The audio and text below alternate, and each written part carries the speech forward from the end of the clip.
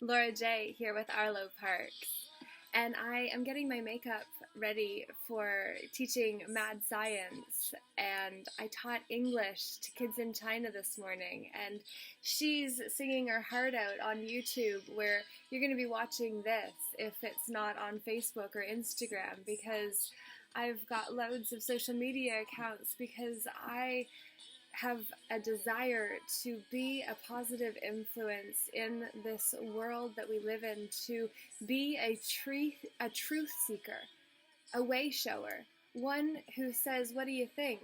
Points to the puzzle pieces, as Simon Sinek says his role is in this world.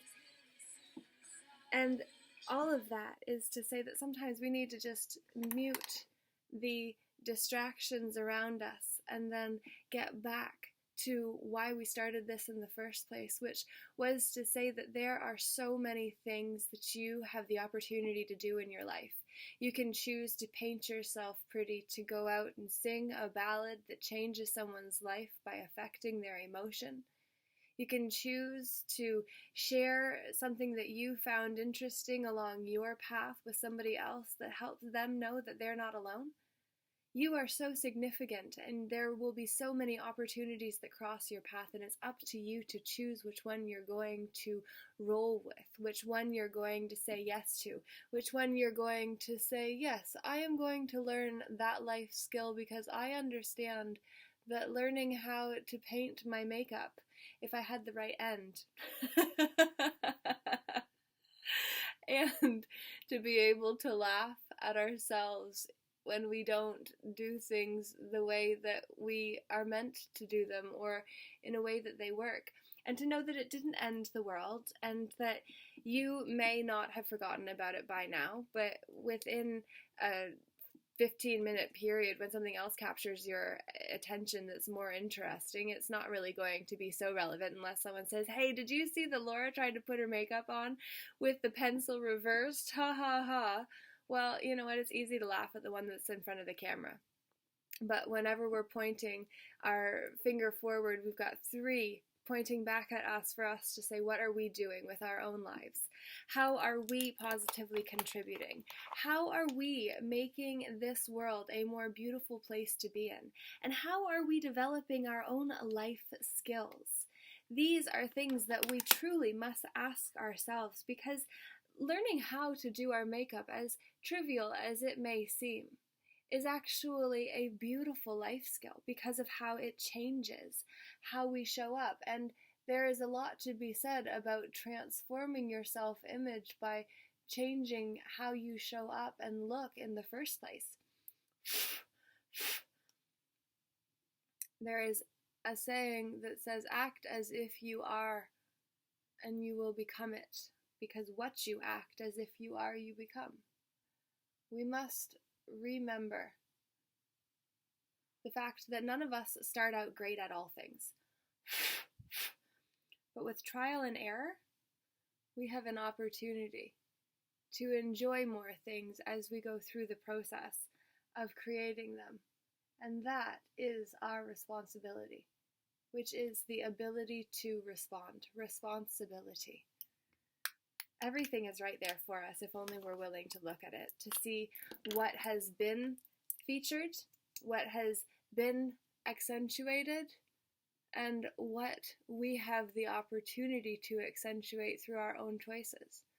And to also know that once we get good enough, we don't necessarily have to watch ourselves do the thing that is being done once we get unconsciously competent at it. I know where my eye is. I know where my eyelashes generally are. I can feel the brush. I can feel where it's getting close to the eye, to the eyelid, when it's on the lash. I can feel these things.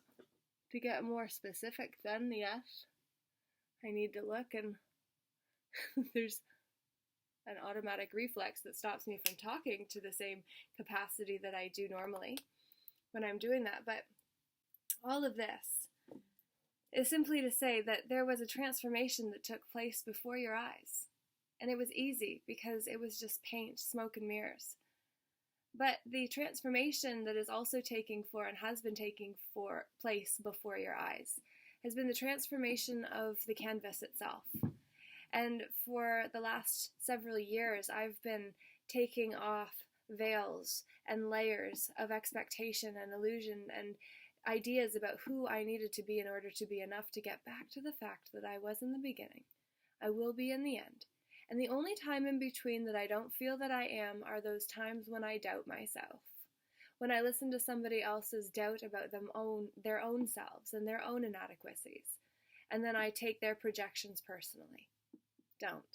Don Miguel Ruiz has a phenomenal book called The Four Agreements, which is a Toltec wisdom guide. And in the Four Agreements, he says, don't take things personally. Don't take anything personally, because it's never actually about you. Even Eleanor Roosevelt said that if we actually knew how little others think of us, we wouldn't be so concerned about what they think. So many people are consumed with what other people are going to think of them, that they don't do things that those other people aren't even aware they were thinking about doing. Or once they knew that they were, maybe, they didn't really give it a second thought, because then they were thinking about themselves and whether they wanted to do it or whether they'd be good at it and going into their own story. So everybody very much is in their own world, and we have to be willing to sit with that and then realize that if we make our own world our priority and up level what's already there for us, we can transform the world on the outside too, in a very real way that cannot be quantified simply by theorizing about it. We have to be willing to put action where our heart is, and that is the secret of the law of attraction. If you want to know more about that, comment below. I'll do another video on that, but I want to hear from you. I want to know what this kind of message means to and for you and what you're going to do with it. I want to know that you're watching and why you're watching. You don't have to speak into it publicly for anyone else to know, but you have to ask yourself why you're doing the things that you're doing, because if you're doing them, you're not doing the other things that you could be doing when you were doing them, because everything is a choice. Your life is already full. The question is, what's it full of? I hope that serves you, gives you lots to think about. Comment below, subscribe to this channel, share with some friends. I've got my own goals for reaching 100,000 subscribers in 2020 or more. And the universe, you always ask for what you want and then add that or something better. So 100,000 subscribers for my YouTube channel. Please be one of those and share with friends to help them be part of the journey too. And it is all about gathering peaceful inner warriors to unite in a common collective for peace, rather than the fear-based exchange society that we have created, where false evidence appearing real has controlled our minds. If we move back into peace and love and let the heart lead, wow, that is when we truly get to experience the golden age that the late philosophers, the founding forefathers in the ideas of creatopia, or the ability to create a utopia that would be glorious to exist within. That utopia, we have the opportunity to create it. Heaven on earth is real. We get to choose where we put our energy, because where your attention goes, your energy flows. And if we unite our energies and flow it in a common direction, my God, it's even more powerful. And in a world that has made us feel like we have no power left, why not just retrieve some of that and plug it in where it will serve us? That's my wish for you, for me, for us on this blessed day. Laura J. Namaste. The light in me honors the light in each of you. Namaste Kusla. The darkness in me sees and honors the darkness in you. Because where there is one, there is the other. Without one, there could not be the other.